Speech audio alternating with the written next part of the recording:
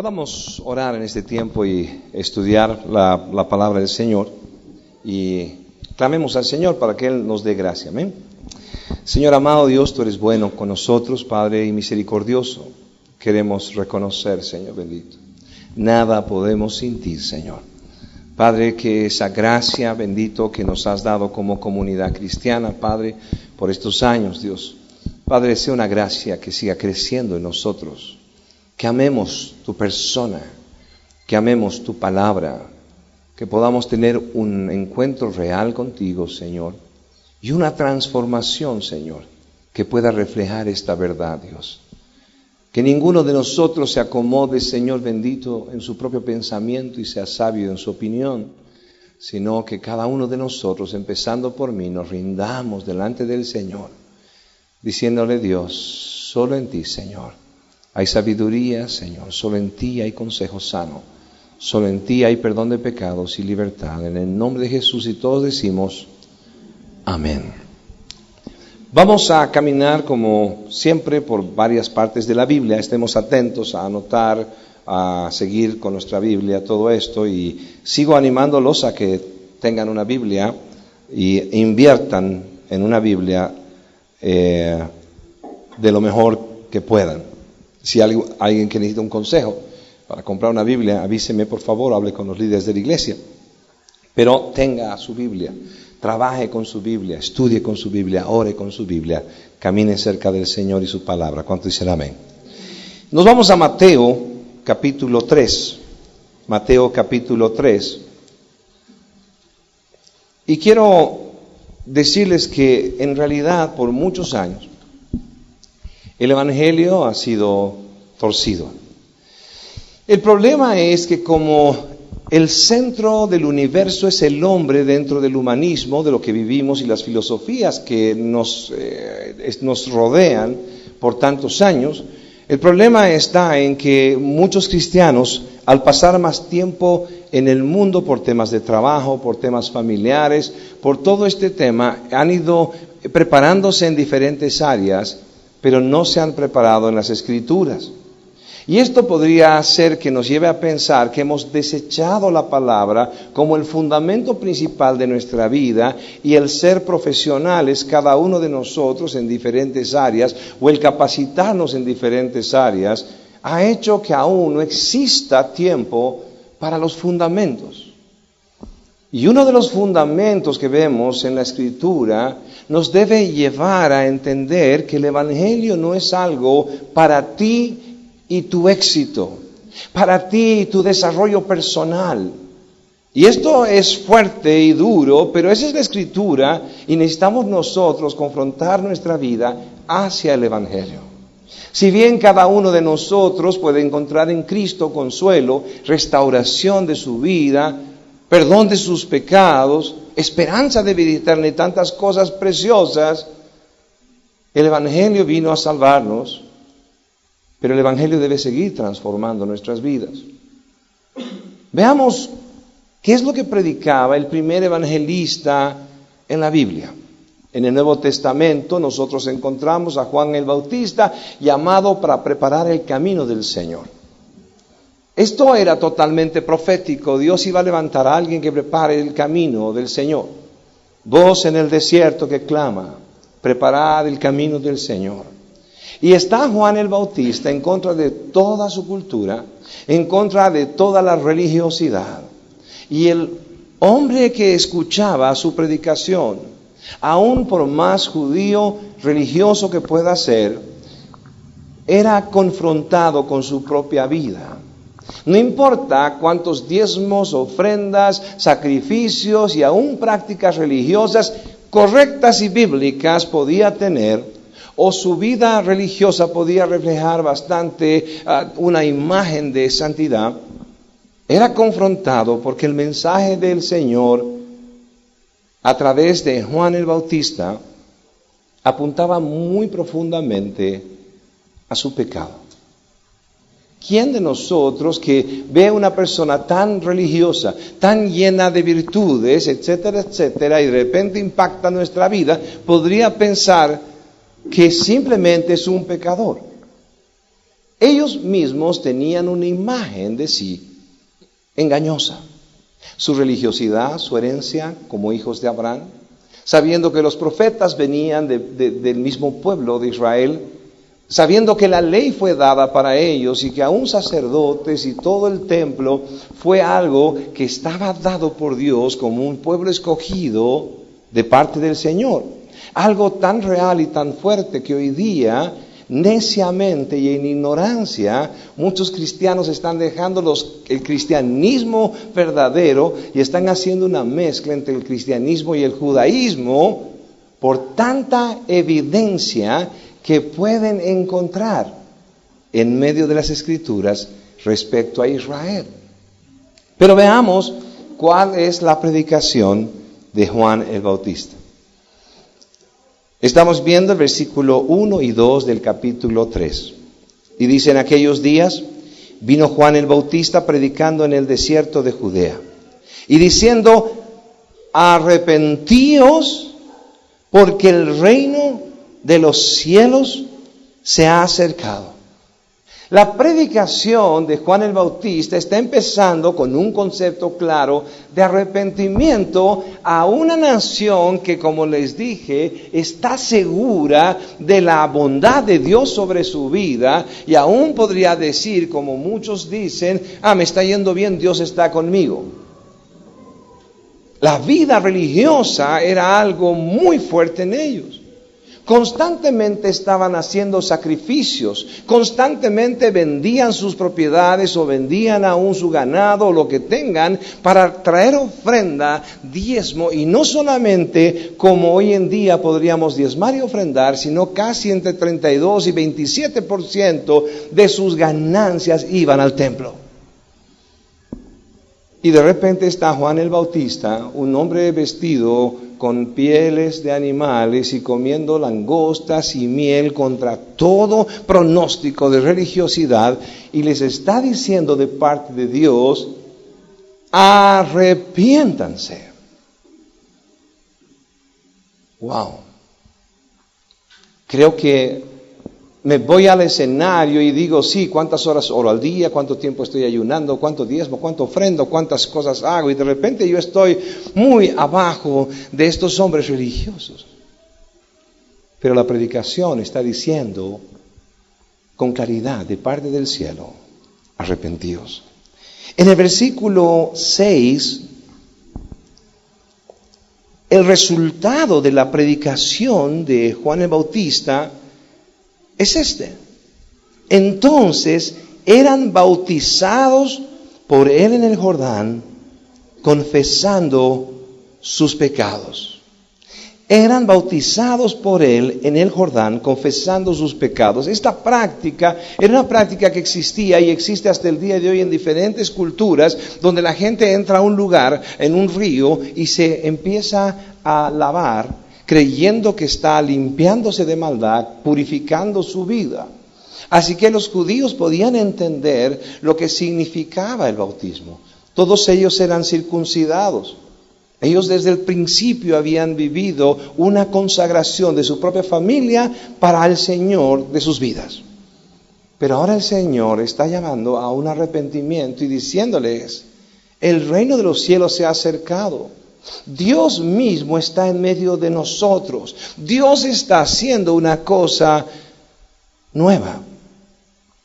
Y ellos se bautizan y saben que lo que está diciendo Juan es: límpiense de su pecado. En el versículo 8 del capítulo 3 de Mateo dice: haced pues frutos dignos de arrepentimiento. Y podemos traducirlo como: cambia tu forma de vida. Me preocupa tanto la predicación del evangelio actual en todo el internet y por donde veamos, donde la gente está diciendo: repite una oración conmigo y sé salvo. Entonces repite esta oración: Señor, te entrego mi vida, creo en ti como Señor y Salvador de mi vida, te recibo en mi corazón, escribe mi nombre en el libro de la vida, amén. Eres salvo, sé feliz, gózate, Dios va a prosperar tu vida, va a darte lo que tú estás anhelando y vas a ver que vas a ser feliz. La predicación hoy en día del Evangelio está tan torcida que simplemente es un buen esfuerzo de marketing para ganar adeptos. Y voy a decir la realidad, como siempre la digo, camino al infierno. Iglesias llenas de personas que están desesperadas por conseguir lo que anhela su corazón, que todas las codicias suyas puedan cumplirse. Y que encuentran una iglesia, comillas, iglesia, que le ofrece lo que quiere. Soy especialista en marketing y muchos lo saben. Y lo siento mucho por todo lo que he estudiado. El Evangelio no se trata de marketing. No se trata de darle al consumidor lo que quiere y hacerle feliz y hacerle sentir que ha conseguido lo que realmente necesita. Juan, a gente tan religiosa, tan experta en buscar a Dios, supuestamente, según las Escrituras, según la ley, les está diciendo arrepiéntanse, sean purificados. Y ahora en el versículo 8 dice, hagan frutos dignos de arrepentimiento, cambien en verdad su vida. Y el problema que podemos ver nosotros constantemente es que conocemos gente cristiana que nos desilusiona de tal manera, y seguramente yo no soy la excepción de haber desilusionado a algunas personas en mi historia, porque dicen que son creyentes, pero no tienen problema con su vida pasada. Han hecho una mezcla como los fariseos, han hecho una mezcla como estos judíos que estaban siendo bautizados por Juan entre su vida mundana y su vida religiosa. Y han dividido, como los griegos nos enseñaron, un pensamiento greco-romano que hemos heredado, una forma de pensar que ya está instituida en nuestra mente, en un chip perfecto de una dualidad de vida. Entonces es tan maravilloso, después de entregarnos al pecado como siempre, pero ya sin excesos. Antes podíamos emborracharnos, ahora solamente llegamos a estar mareados. Antes podíamos estar en 3 fiestas a la semana y dedicarnos al gozo del mundo. Ahora vamos una vez al mes o una vez cada 2 meses. Y empezamos a anquilosar nuestra mente y vivir esta dualidad de nuestra vida cristiana y religiosa y nuestra vida mundana que ha sido cambiada por Dios, que ya no es tan mundana. Y así hemos sido nosotros desilusionados y hemos visto tropiezo delante de nuestros ojos, y más de una persona podía hablar conmigo y decir, pastor, si eso es ser cristiano, yo no quiero ser cristiano. Y esta es la realidad. Eso no es cristianismo. Podamos ir a ver la predicación en el capítulo 4 del mismo Mateo, versículo 17. Capítulo 4, versículo 17. San Mateo, capítulo 4, versículo 17. Vemos nosotros que Jesús está comenzando su ministerio. Él está empezando a predicar después de haber sido bautizado por Juan el Bautista. ¿Y qué es lo que el Señor empezó a hacer desde el comienzo de su ministerio? Versículo 17, capítulo 4 de Mateo. Desde entonces comenzó Jesús a predicar y a decir, arrepentíos, porque el reino de los cielos se ha acercado. Juan el Bautista predicando, arrepentíos, porque el reino de los cielos se ha acercado, preparando el camino de la venida del Señor, y el Señor cuando viene dice exactamente lo mismo que Juan. Arrepentíos, porque el reino de los cielos se ha acercado. ¿Hay otro mensaje en la Biblia distinto a este para la conversión? ¿El llamado del Señor es distinto a este? Es tan fácil para mí escuchar palabras de alguien y tergiversarlas según mi necesidad. ¿No? Las mujeres, con mucho amor y siempre en alto como el Señor las tiene, y que los maridos también las tenemos, parece que tienen este conflicto constantemente. De repente yo le digo a mi esposa, ese vestido no te queda tan bien, mejor te queda el otro, y de repente está llorando y está llamando al psicólogo. Y yo no estoy entendiendo qué está pasando. Entonces entro a su cuarto y le digo, mi amor, yo soy pastor, yo te amo, soy cristiano, quiero tenerte bien cuidada y no quiero lastimarte. ¿Qué te he dicho? Me has dicho que estoy fea. Y he dicho, yo no he dicho que estás fea. He dicho que ese vestido no te queda mejor que tal otro vestido. Y de repente tengo una semana, ¿no?, de más o menos un calvario para poder volver a una relación maravillosa con mi esposa. Y con los años he aprendido a decirle, te queda perfecto, está fantástico, no hay nada que te quede mejor. Y las mujeres saben de qué estoy hablando. Entonces ella es feliz porque lo que le he dicho es lo que ella necesita escuchar. Ella tiene que saber que yo la amo entrañablemente y que no hay nadie mejor. Y eso está bien para una relación de pareja.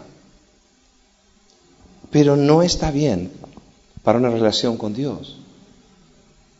Porque puede ser que mi esposa me diga, Sergio, estás gordo y tienes que ir, ya no 3 veces al racket, tienes que ir 4. Estás necesitando creo que hasta 5. ¿No ve? Y con dulzura me dice, deja de comer, ¿no? Algo por el estilo. Pero aún así ella tiene cuidado conmigo para decirme de otra manera las cosas.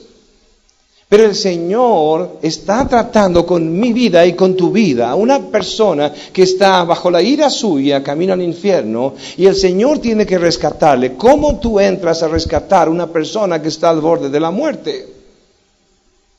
¿Se pueden imaginar que alguien está en el camino y un auto está corriendo y tú sabes que está ahí la persona distraída?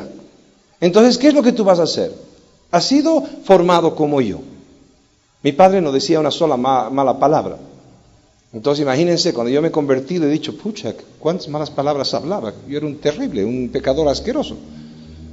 Y de repente, entonces, como tienes una educación de gentleman, de todo un caballero, entonces tú estás viendo que el auto está viniendo, la persona está en el camino, lo va a atropellar y le dices, disculpe señor, buenos días. Sería tan amable de venir por acá porque este auto lo va a arrollar. No quería molestarlo hoy día, así que por favor, si quiere puedo jalarle un poco para que esto no acontezca. ¿Alguien hace esto? ¿Por su formación? ¿Por su caballerosidad? Estoy seguro que yo mismo saltaría, lo agarraría aunque sea del cuello, de la oreja, de los pelos. No me interesa de dónde me sostendría su cuerpo y lo jalaría y lo tiraría contra el suelo. No importa que se lastime, que se golpee, pero aunque yo mismo me lastime, trataría de salvar su vida. ¿Estamos de acuerdo?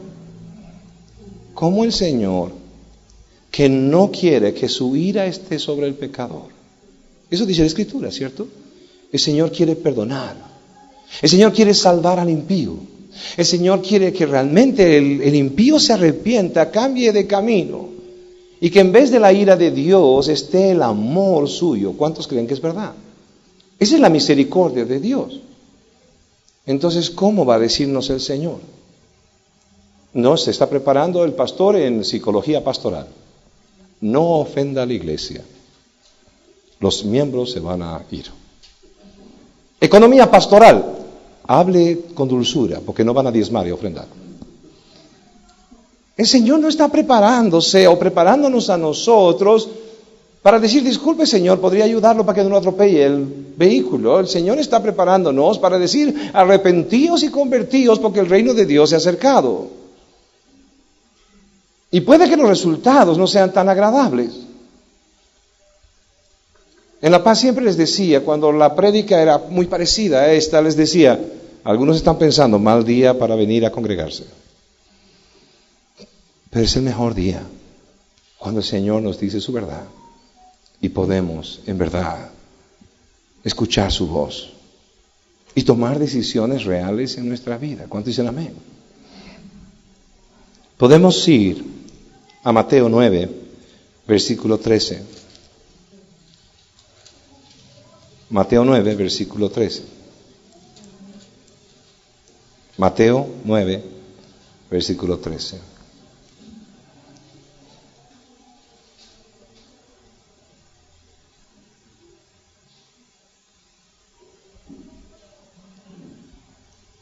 La Escritura dice, id pues y aprended lo que significa misericordia quiero y no sacrificio, porque no he venido a llamar a justos, sino a pecadores al arrepentimiento.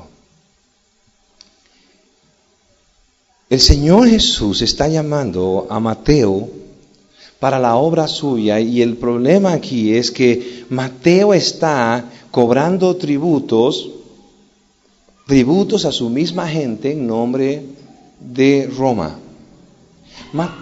Mateo es un judío. Ahora imagínense el concepto. Mateo es un judío que ha vivido en medio de los judíos. Ahora ellos están siendo atormentados por un imperio, el imperio de Roma, que los tiene como sirvientes. ¿Se acuerdan? Un romano podía estar caminando y estar con algunas bolsas de alguna forma, llevando su carga, y veía a cualquier judío y decía: oye tú, ven, carga esto por mí. ¿Qué tenía que hacer el judío? No, estoy ocupado, sabes que yo soy sacerdote del templo. Él no podía decir nada, tenía que tomar la bolsa y cargarla. Y por eso el Señor dice, cuando alguien les diga que carguen por 1 milla, carguen 2. Perdonen a sus enemigos, amen a los que les maltratan. En medio de todo esto, el Señor está llamando a un hombre que sabe que es pecador. Es un traidor a la patria. Porque siendo judío, conoce también a los judíos, que sabe cuánto gana cada uno. Pero aparte de cobrarles los impuestos por el imperio romano, ellos eran muy conocidos por cobrar un poco más para sí. Así que no estaban contentos con trabajar para el imperio y ganar su salario. Ellos también querían sacar una tajada y no les importaba la vida de sus hermanos judíos. Ese es Mateo. Ahora quiero preguntarte si el Señor no te ha llamado de la misma manera. Cuando el Señor te llama al arrepentimiento y a la conversión, lo primero que hace el Espíritu de Dios es convencerte de tu pecado. Y cuando te convence de tu pecado, entonces Dios a través de su Espíritu te lleva al arrepentimiento. Y aquí está Mateo, que está seguro que es un pecador, porque el problema es que hay muchas personas que ni siquiera se creen pecadores. Pastor, en verdad, lo único que me faltaba era conocer la congregación. Porque usted sabe, desde niño siempre he orado. Siempre he amado al Señor. Es lo único que me faltaba, acercarme a la iglesia. Yo siempre doy limosnas en la calle, tengo un buen corazón, no le hago mal a nadie. Y el Señor está diciendo que no hay uno solo que no sea pecador, no hay uno solo justo, no hay uno solo bueno, no hay quien busque a Dios, si es que Dios no hace una obra a través de su Espíritu. ¿Cuántos dicen amén? Entonces no había nadie que sea peor que Mateo, ni mejor que Mateo en su historia, como no hay nadie peor que tú, ni mejor que tú frente a Dios con el pecado.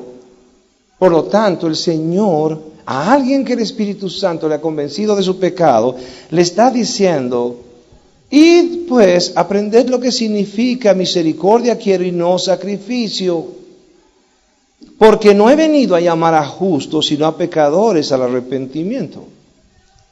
El Señor le está diciendo, primeramente, no es un tema de los sacrificios en el templo. No es un tema de, pastor, le cuento que antes diezmaba, ahora doy el 20%, pastor. Gloria a Dios. No es un tema de sacrificios. Es un tema, claro, de misericordia. Ahora, ¿cómo podemos nosotros hacer misericordia? La misericordia, conocen ustedes esta frase, empieza en casa. La misericordia empieza en casa. Necesito convencer a mi esposa que la amo. Necesito convencer a mi esposa que puedo servirla cuando la amo. Necesito convencer a mi esposa que estoy ahí para protegerle, para cuidarle. Necesito convencer a mis hijos que antes que toda la iglesia tengo tiempo para ellos. ¿Cuántos dicen amén? Necesito que los que están más cerca mío puedan saber que en verdad amo tanto al Señor que amo entrañablemente sus vidas, y luego de eso tengo que amar a la iglesia y tengo que amar hasta el último hombre de la tierra. Pero todo esto comienza con el llamado del Señor al arrepentimiento para que nosotros vivamos con un cambio de vida misericordiosa. No es misericordioso cuando, por ejemplo, mi esposa se atrasa y yo me acerco a ella y le digo, siempre te atrasas. perjudicas constantemente. Eso no es misericordia. De repente misericordia es decir, mi amor, toma el auto y yo voy a adelantarme. ¿Cuántos dicen amén? Misericordia no es cuando mi hijo falla y yo le digo, siempre estás con esto. No te vayas, hijo, no es para ti. No se trata de poder sacar el pecado de la persona que vive conmigo, mi hijo, mi hija, y destrozar su vida porque ha fallado. Puedo disciplinar, puedo corregir, puedo enseñar, pero si no ven misericordia en mí, es porque no hay un real arrepentimiento, porque cuando hay un real arrepentimiento hay un cambio de vida. El inmisericordia se vuelve misericordioso. Aquel que vive en pleitos, deja los pleitos y deja pasar la ofensa, porque vive en misericordia. ¿Cuál es la razón principal para que el creyente viva en misericordia? Ha recibido misericordia. Y aquí a Mateo le está dejando claro que el Señor vino por él. Vino por pecadores. No vino por aquellos que se creen buenos, vino por pecadores. Entonces cuando alguien va a una iglesia, como les contaba, y me dice, pastor, si solamente me faltaba congregación porque siempre he sido buenísimo, en alguna forma me lo presenta, le digo, entonces necesitas venir a la iglesia. Porque cuando estudiemos los fundamentos del Evangelio y cuando estudiemos los 10 mandamientos, te vas a dar cuenta que era urgente que llegues a una iglesia para que el Señor abra tus ojos y te muestre la verdad de tu situación. Porque eso es lo que hace con todos nosotros. Nos dice, ¿sabes qué? Tienes que salir del camino porque el auto está viniendo. Tienes que salir corriendo de tu casa porque el fuego está cundiendo. Necesitas paracaídas porque el avión está cayendo. Y no tiene que dorar la píldora, no tiene que buscar un mensaje tan agradable que cada domingo puedas congregarte en la iglesia y decir, oh, qué mensaje maravilloso tendrá el Señor en la iglesia. De repente ahora voy a arreglar mis problemas de autoestima. De repente alguien me va a decir el domingo que yo voy a ser feliz porque el Señor me ama. O algún mensaje que es media verdad. ¿El Señor te ama? ¿Cuántos dicen amén? Es por amor que Él pagó el precio de mi pecado y tu pecado. Es por amor que el Señor me lleva al arrepentimiento con su Espíritu y que quiere que yo transforme mi vida. Que tenga obras dignas de arrepentimiento. Es por amor. Es por amor que Él me da la ley. Para que como buen padre yo pueda apartarme de lo que va a ser mi mal. ¿No han dicho algunos de ustedes a sus hijos, hijo, no salgas hasta ahora? Hijo, ¿dónde estás? Mejor cuídate, no, mejor quédate ahí. ¿No han dicho a sus hijos, no salgas con estas personas? ¿Y qué pensamos los hijos cuando somos jóvenes? Ah, sí, seguramente van a pinchar mis globos cuando estoy tan feliz. Ahora sí vino a arruinarme todo mi madre o mi padre. Y a veces vemos al Señor así cuando Él habla de su ley.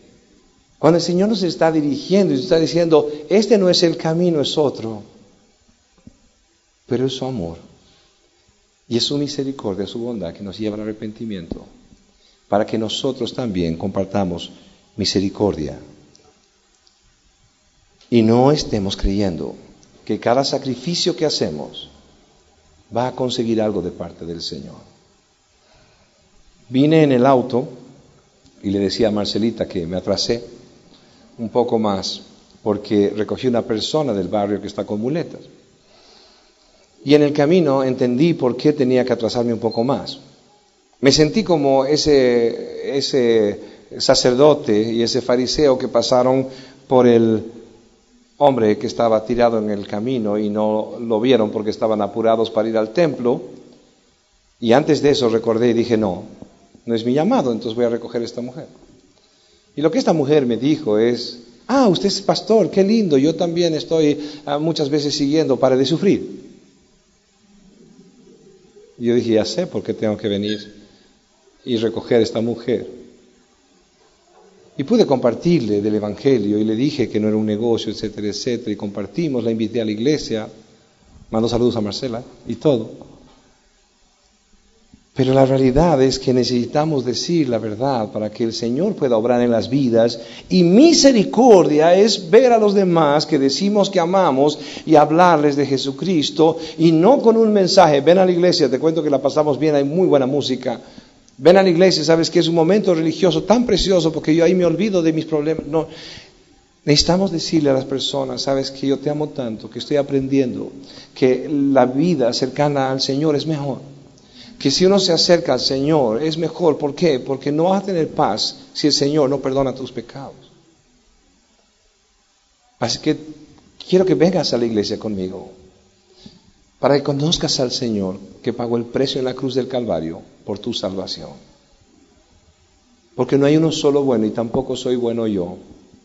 Y el Señor está dispuesto a que este sacrificio sea válido para tu vida. Cuando dicen amén. Hacer misericordia es predicar el Evangelio a todas las personas. Y te digo claramente que el mismo Señor dijo, a mí me rechazaron, a ti te van a rechazar. Pastor, tengo un muy buen testimonio, no molesto a nadie en casa. Se chupan, no molesto. Ellos están en adulterio, no molesto. Están en fornicación, no molesto. Todo el mundo me ama en mi casa. Ellos deben creer que todos los cristianos somos como yo. Somos tan simpáticos y no molestamos a nadie. Es más, los ayudamos en lo que necesiten. El Señor quiere que tú y yo, por causa de Él, nos llenemos de misericordia y empecemos a rogar a otros que se reconcilien con Dios. Porque fuera de Dios y bajo la ira de Dios están perdidos. Aunque crean que todo está yendo bien, aun creyendo que en su religiosidad en medio nuestro o en medio de alguna buena iglesia les va bien y que Dios está con ellos,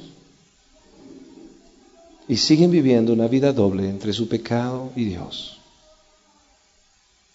¿Saben qué? Si yo empiezo a tener relación con algún hijo de ustedes, cercana y amorosa, más que con mi hijo me va a dejar. ¿Ustedes creen que es verdad? Yo estoy seguro que mi hijo me diría, tú siempre tienes tiempo para los hermanos, pero no tienes tiempo para mí, y me va a dejar. Y si yo paso más tiempo con mi secretaria que con mi esposa, y en confidencias con alguna hermana de la iglesia más que con mi esposa, también mi esposa me va a dejar. No podemos decirle al Señor en nombre de su bondad y su misericordia, Señor, tú sabes, estos son pecadillos. Es un poquito de mundo, yo voy a Egipto y vuelvo, Señor. Espérame un poquito, Señor. Es un poquito de Egipto, Señor. Tú sabes que de repente hasta nos conviene, me va a ir bien con los de Egipto. El Señor no tiene otro evangelio y comienza con el arrepentimiento. Ponte de pie y podamos orar en esta mañana.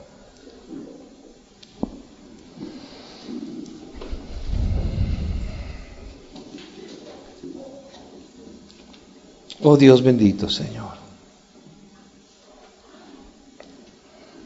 Ahí donde estás puedas por un momento meditar en la escritura que voy a leer en Lucas 13, versículos 1 al 5. Ya saben que esto está grabado, así que si alguien quiere estudiarlo con calma, puede estudiarlo. Pero en Lucas 13, versículos 1 al 5, dice, en este mismo tiempo estaban ahí algunos que le contaban acerca de los galileos, cuya sangre Pilato había mezclado con los sacrificios de ellos. Ellos cerca de Jesús le estaban diciendo: Señor, ¿cómo puede haber pasado esto? Estos hombres estaban adorando en el templo y es Pilato el que los destroza, los mata y junto con la sangre de los sacrificios los mezcla. Respondió Jesús y les dijo: ¿pensáis que estos galileos, porque padecieron tales cosas, eran más pecadores que todos los galileos? Os digo, Jesús dice, no, antes si no os arrepentís, todos pereceréis igualmente.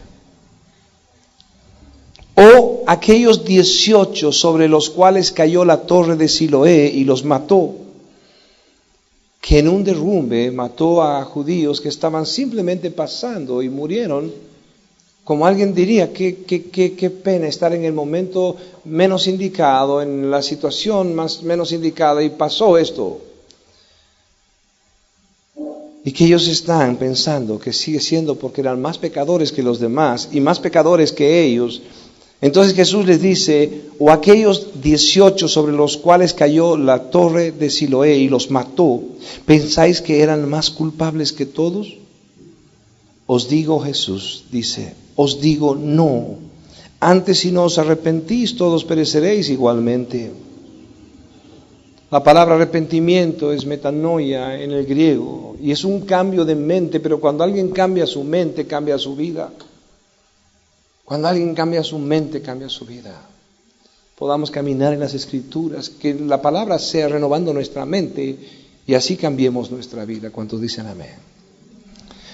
Señor amado Dios, te ruego, Padre, que tu palabra traiga el fruto esperado por nosotros, Dios.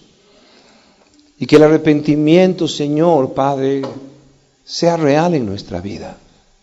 Que no detengamos, Señor, con nuestra sabiduría o aún, Señor, con nuestra mente grecorromana, Señor. Que no detengamos el proceso que tú estás logrando en bondad y misericordia, habiéndonos llevado por tu Espíritu al arrepentimiento, y que hoy día estemos postergando abandonar el mundo y el pecado, Dios.